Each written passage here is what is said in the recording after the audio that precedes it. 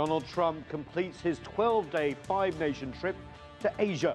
Hello, I'm Nathan King, filling in for Anand Naidu, and this is The Heat.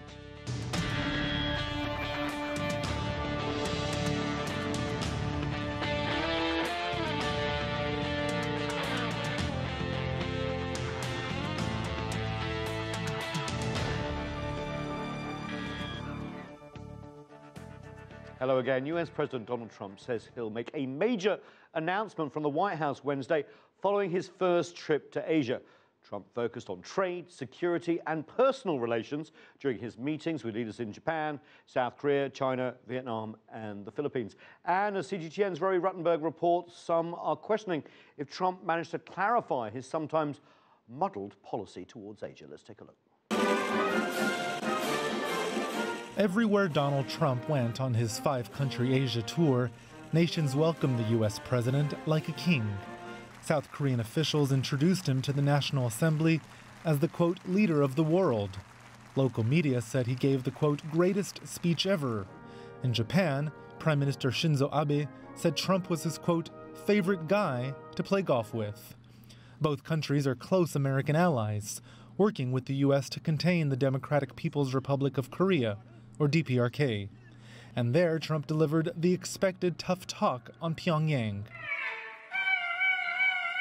Throughout his trip, Trump appeared to enjoy the fawning and fanfare. He showed restraint, avoiding public criticisms of his host countries, even those with whom the U.S. often disagrees. In China, it was Trump who did the flattering. Heaping praise on President Xi Jinping, Trump said he had great respect for the Chinese leader. My feeling toward you is an incredibly warm one. As we said, there's great chemistry. And I think we're going to do tremendous things for both China and for the United States. And it is a very, very great honor to be with you. Thank you very much. The U.S. and China also announced around $250 billion worth of bilateral deals, a mix of new and existing orders. But days later, at the APEC leaders meeting in Vietnam, Trump offered harsh criticisms of China, without mentioning the country by name.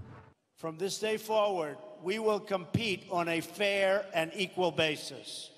We are not going to let the United States be taken advantage of anymore. I am always going to put America first, the same way that I expect all of you in this room to put your countries first. His speech in Da Nang was loaded with America First rhetoric, but to many in the audience, it sounded like America alone. 11 countries without the U.S. announced a new TPP, renamed the Comprehensive and Progressive Agreement for Trans-Pacific Partnership. Then, in the Philippines, Trump offered to mediate the South China Sea disputes between China and ASEAN, the 10-nation Southeast Asian bloc. At least 2 members already declined the offer. Beijing prefers to resolve differences with each country separately. Trump also embraced a new term for the region, Indo-Pacific. Used in recent months by members of his administration, some analysts say it's intended to minimize China's growing regional dominance, though the White House has reportedly denied this. At the same time, Trump appeared to embrace the Group of Two, or G2 approach of the early Obama years.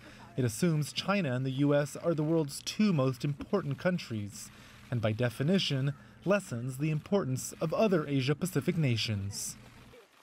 And towards the end of his trip, after a daily dose of tough talk against Kim Jong-un, Trump tweeted it was possible to be friends with the DPRK leader. When asked about the apparent change in tone and substance from his earlier statements, Trump said, quote, strange things happen in life. Roee Ruttenberg, CGTN in Washington.